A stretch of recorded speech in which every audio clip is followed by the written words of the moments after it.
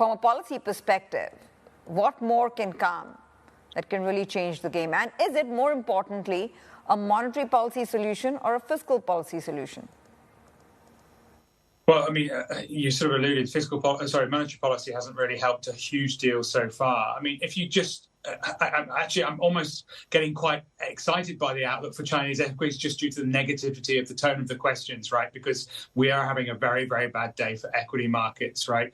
So, and usually the darkest is just before dawn, right? So I don't know what exactly the authorities are going to do.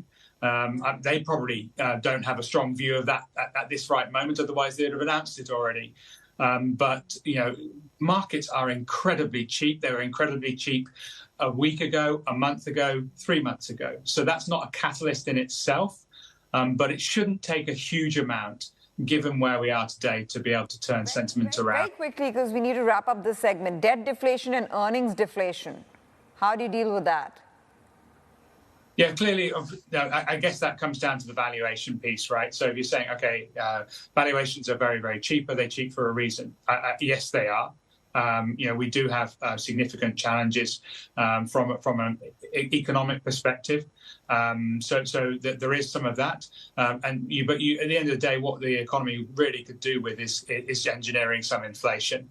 And I think if you say what could change this, if we were to get that deflation argument out of people's minds and start looking at inflation, then that could lead to a much better outlook for Chinese equities.